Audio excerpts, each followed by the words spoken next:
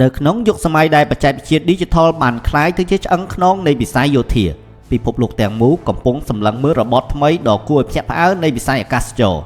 ប្រទេសចិនបានធ្វើឲ្យមានការចាប់អារម្មណ៍យ៉ាងខ្លាំងតាមរយៈការបង្ហាញខ្លួនដ្រូនចម្បាំង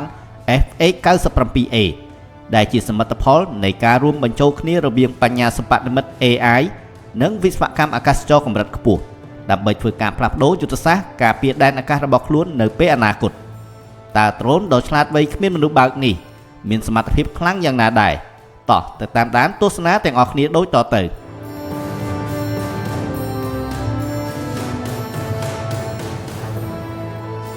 FX-97A គឺជាលទ្ធផលនៃការស្រាវជ្រាវនិងការធ្វើតេស្តយ៉ាងហ្មត់ចត់ជាទីបំផុតរបស់ក្រុមអ្នកជំនាញផលិតសព្វាវុធចិននៅក្នុងព្រឹត្តិការណ៍ Air Show China កាលពីឆ្នាំ 2022 model update ចុងក្រោយបង្អស់នៃ FX-97A ត្រូវបានបង្ហាញខ្លួនជាផ្លូវការដោយយោងទៅតាមរបាយការណ៍បច្ចេកវិទ្យាយោធាចុងក្រោយ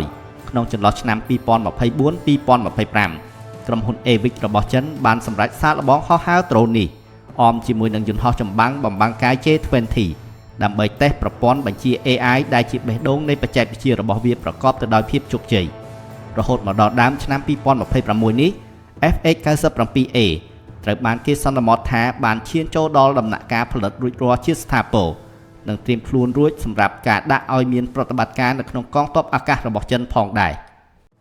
ចំណុចលេចធ្លោបំផុតរបស់ FX-97A គឺរចនាបថបំបាំងកាយដែលជួយឲ្យវាអាចគេចផុតពីការចាប់សញ្ញារបស់ប្រព័ន្ធរ៉ាដាសត្រូវ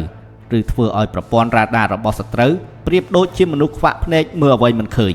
តួខ្លួនរបស់វាមានទំហំប្រហាក់ប្រហែលទៅនឹងយន្តហោះចម្បាំងខ្នាតតូចដោយមានប្រវែងបណ្ដោយ10ម៉ែត្រនិងមានស្លាបប្រវែង8ម៉ែត្រចំពោះសមត្ថភាពបច្ចេកទេសវិញដ្រូននេះត្រូវបានគេបំពាក់ដោយម៉ាស៊ីនយន្តហោះភ្លោះដែលធ្វើឲ្យវាអាចសម្រេចល្បឿនលឿនរហូតដល់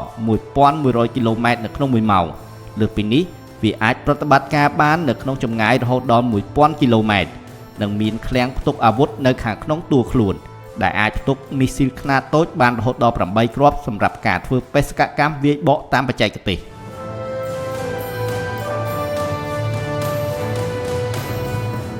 អ្វីដែលធ្វើឲ្យ FX-97A កាន់តែពិសេសពិសានិងគួរឲ្យភ័យខ្លាចគឺដ្រូននេះមានសមត្ថភាពធ្វើការងារជាក្រុមយ៉ាងស៊ីចង្វាក់គ្នាជាមួយនឹងយន្តហោះចម្បាំងចំនួនទី5ដូចជា J-20 តាមរយៈប្រព័ន្ធបញ្ជូនទិន្នន័យល្បឿនលឿន FX-97A ដើរតួនាទីជាអង្គរៈដែកនិងជាឆ្មាំស៊ើបការដែលហោះទៅមុខដើម្បីប្រមូលព័ត៌មានសម្ងាត់និងការពារយន្តហោះមេបញ្ជាការពីការគំរាមកំហែងគ្រប់ទិសទីក្រៅពីនេះវាក៏នៅមានសមត្ថភាពដែលអាចធ្វើប្រតិបត្តិការបានដោយឯករាជ្យតាមរយៈការបញ្ជាពីស្ថានីយ៍នៅលើដី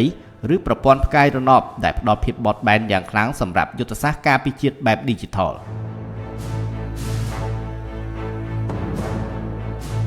ការវិវត្តនៃបច្ចេកវិទ្យាដ្រូននៅដើមឆ្នាំ 2026 នេះមិនត្រឹមតែជាការបង្ហាញពីអានុភាពយោធាប៉ុណ្ណោះទេប៉ុន្តែវាក៏ជាមេរៀននិងជាឱកាសដ៏មហិមាសម្រាប់ប្រទេសដែលកំពុងអភិវឌ្ឍរួមទាំងប្រទេសកម្ពុជាយើងផងដែរនៅក្នុងបរិបទសង្គ្រាមទំនើបការវិនិយោគទៅលើប្រព័ន្ធដ្រូនស្វ័យប្រវត្តិគឺជាយុទ្ធសាស្ត្រដ៏ឆ្លាតវៃបំផុតសម្រាប់ការពារបូរណភាពទឹកដីព្រោះវាមានតម្លៃសមរម្យប៉ុន្តែផ្ដល់មកវិញនូវប្រសិទ្ធភាពខ្ពស់លើសពីការរំពឹងទុកវត្តមានរបស់ FX-97A គឺជាសញ្ញាព្រមាននៃការផ្លាស់ប្ដូរយុគសម័យពីទ័ពអាកាសបែប Classic ឆ្ពោះទៅកាន់ទ័ពអាកាសបែបសម័យ Digital ពេញលេញ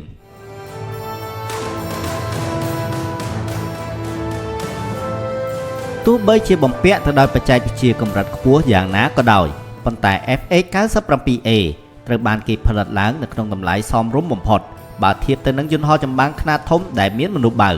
តម្លៃប៉ាន់ស្មានរបស់វាគឺស្ថិតនៅក្នុងចន្លោះពី8ទៅ15លានដុល្លារសហរដ្ឋអាមេរិកប៉ុណ្ណោះនៅក្នុងមួយគ្រឿងហើយនេះគឺជាយុទ្ធសាស្ត្រប្រសិទ្ធភាពខ្ពស់តែចំណាយទាបដែលអនុញ្ញាតឲ្យកងទ័ពកម្ពុជាអាចប្រើប្រាស់វាបាននៅក្នុងចំនួនដ៏ច្រើនដើម្បីពង្រឹងកម្លាំងការពារដែនអាកាសឲ្យកាន់តែរឹងមាំនិងមានតុល្យភាព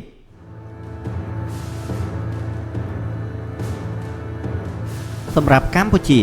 ទោះបីជាយើងមានលទ្ធភាពទិញយន្តហោះចម្បាំងបានភ្លាមៗក៏ដោយក៏យើងនៅតែប្រឈមទៅនឹងការរងចាំការបណ្ដុះបណ្ដាលអ្នកបើកបរដែលមានជំនាញខ្ពស់ក្នុងរយៈពេលជាច្រើនឆ្នាំកម្ពុជាធ្លាប់បានផ្អាកការអភិវឌ្ឍកងទ័ពអាកាសជាយូរមកហើយក៏ដោយសារតែការចំណាយដ៏មហាសាលទៅលើការហ្វឹកហាត់ផ្ទាល់ការថែទាំនិងការបណ្ដុះបណ្ដាលធនធានមនុស្ស តើបងប្អូនយល់យ៉ាងណាដែរចំពោះបច្ចេកវិទ្យាដ្រូនគ្មានមនុស្សបើកនេះតើវាស័ក្តិសមដែរឬទេសម្រាប់យកមកជួយពង្រឹងកម្លាំងកងទ័ពអាកាសរបស់កម្ពុជាសូមបញ្ចេញមតិយោបល់របស់បងប្អូននៅក្នុងប្រអប់ comment ខាងក្រោមសូមអរគុណសម្រាប់ការតាមដានទស្សនាសូមជូនពរឲ្យបងប្អូនទាំងអស់គ្នាមានសុខភាពល្អ